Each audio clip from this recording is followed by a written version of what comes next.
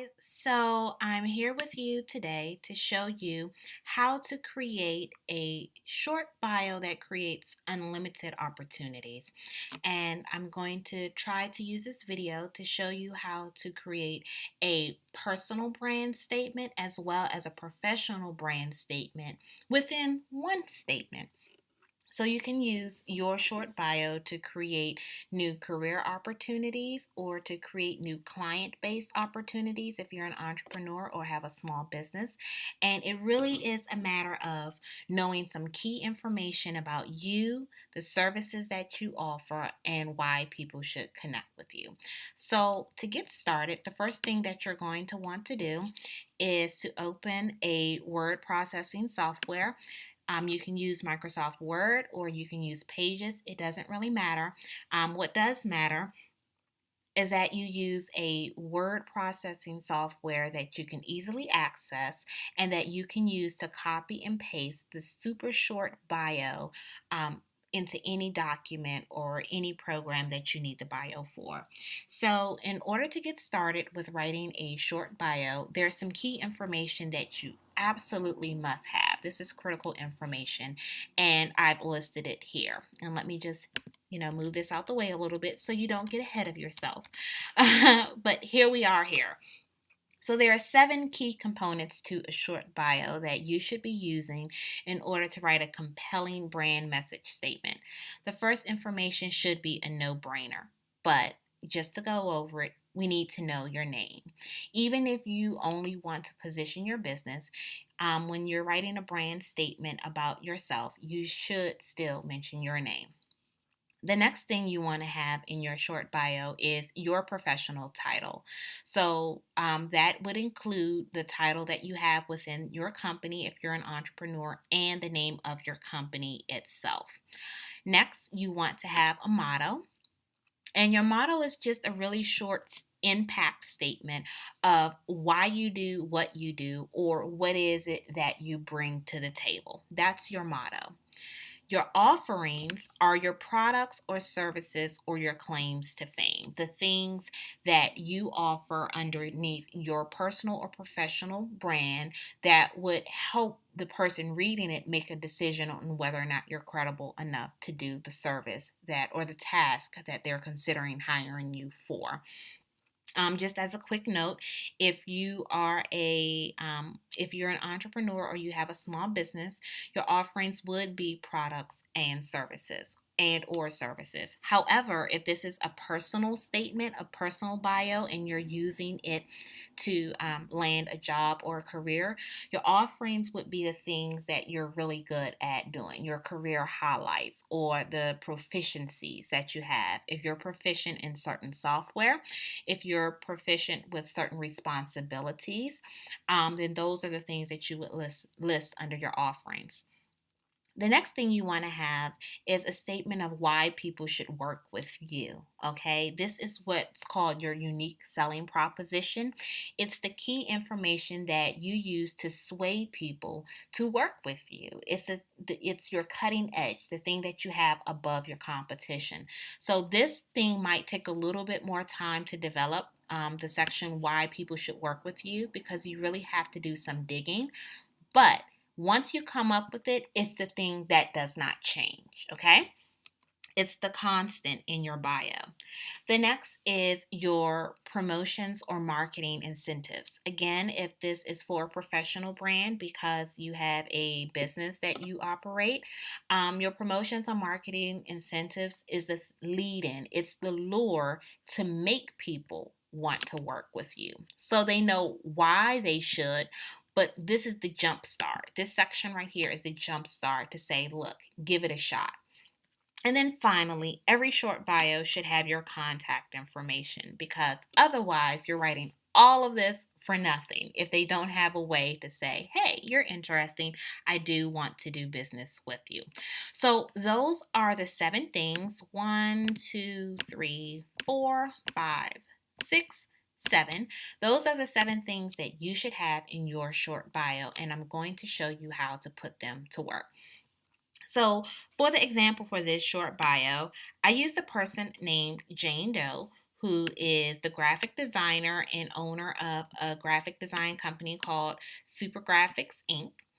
Then her motto is that she creates visual designs that help businesses attract more customers. That's her claim to fame. Her offerings, these are the services or products that she offers under Super Graphics Inc. This is why people should work with her. This is her cutting edge. This is what makes her different from all the other graphic designers that the client may know. This is her promotion or marketing incentive. It's the thing that she's using to lure people in to get to know her or to take advantage of her services. And this is her contact information. She is using her website and her Twitter handle. Any contact information that you have that you know is constant and you can easily access and engage and reply to, that's the information you want to use. So if you know you're not a phone and voicemail person, you probably don't want to give out your phone number. So give out information that you know, that you check on a regular basis and you don't mind accessing. So that section that, I kind of moved to the bottom of the page is the section of how I put all of this together. And so what I did was took the information that I knew once I answered these questions and I put it in a paragraph format to show how it can create a compelling message or a story. It tells the story of Jane Doe and what she does. And I'm just going to show you how I applied the information. And this is how you would apply the information.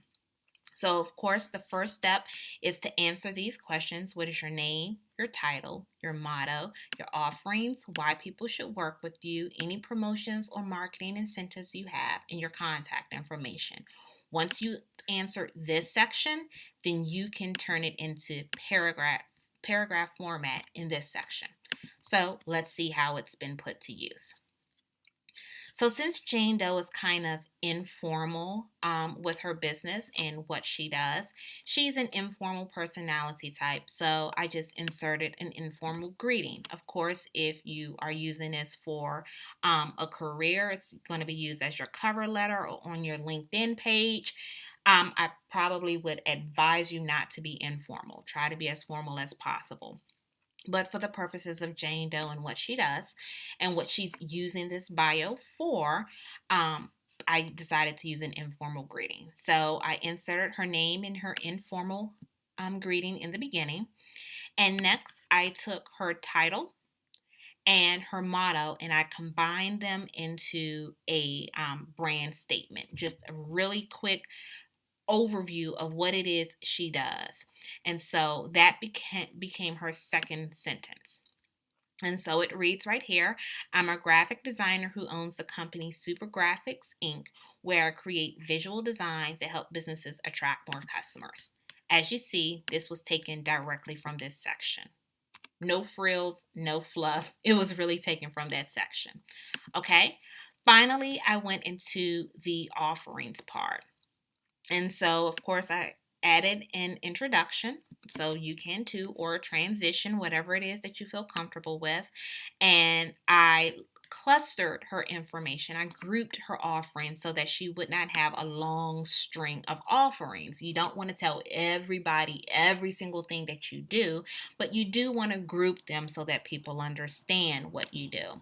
So her products and services are offered in two clusters: digital design and print design or print solutions, okay? So under digital, I put in everything that you would find online, including e-courses, e-books, clip art, logos, brand kits, those things. And then under print solutions, I put in everything that she offers that you would find in print: business cards, stationery, XYZ. So I just clustered them together in her offering. So the statement now reads, through my company, I offer digital design solutions such as websites, e-courses, e-books, custom logos, and brand kits, as well as print solutions. See, that's the second cluster, such as business cards, stationery, and design templates. So cluster your information if you have more than two categories. The next thing I went into is her statement, her unique selling proposition statement, why people should work with her. So I just took what she had and I cleaned it up and I made it a very short, sweet, to the point thing. So the thing about writing your unique selling proposition is that you really need to pinpoint what makes you different. So what we know about Jane Doe, based on what I created about her, is that she makes a customer's design goals a lot simpler to understand. She's really big on customer service. She works with digital and print design needs, and she has an educational background in business, art, and marketing. So I'm doing a little bit of process of elimination here. This part about working with digital and print design needs, we cover that in the offerings up here. So no need to talk about it again. Having an educational background in business, art, and marketing, that's really cool. That's something that, is very valuable. However, you kind of expect your graphic artist to have some type of educational background in business, art, and or marketing. So that doesn't make her unique. However, if she says that she can simplify design projects and that she's really big on customer service, those are the things you're looking for in a graphic designer. So that's what we put as her unique selling proposition, or why people should work with her. So really short and simple, she prides herself on simplifying her customers' design goals and offering supreme customer support.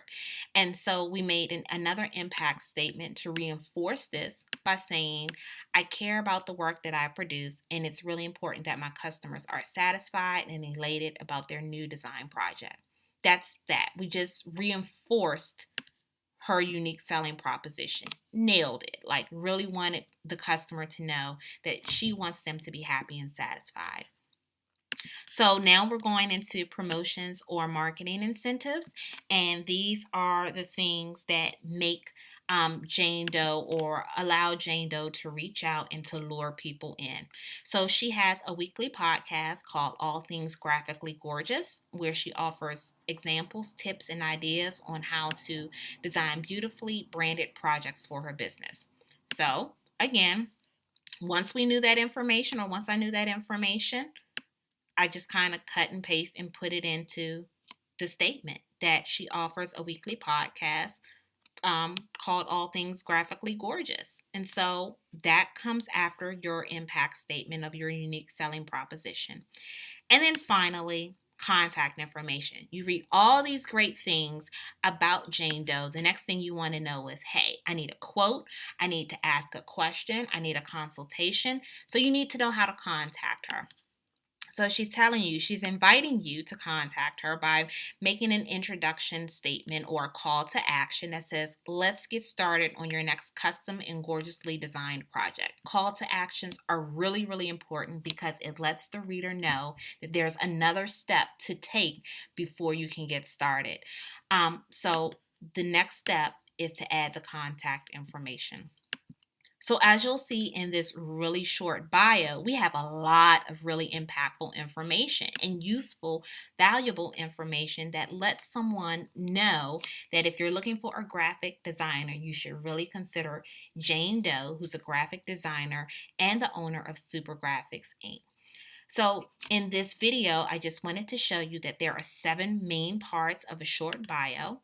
And if you answer the questions, really, really dig deep to answer these questions, you can write a really short bio that makes a really big impact. So a lot of the information is surface level information, your name and your title, and of course your contact information.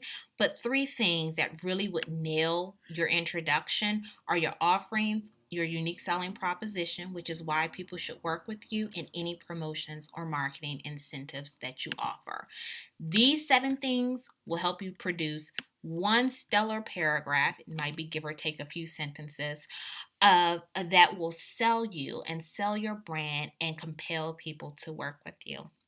So hopefully this video is very useful to you and you can get some practice by viewing this video over and over again until you have nailed that short bio and it is beginning to create unlimited opportunities. If you have any questions about how to write a short bio or you need some additional help, feel free to reach out to me. My information is here. Order at imshannon.com. That's my email address. That's how you'll reach me. If you have any questions or if you want to show me your example, I'd love to see it. Let me enlarge it for you so there are no mistakes here about how to contact me, okay? So send me an email, order@imshannon.com, and I'll be sure to get back to you and give you some feedback on your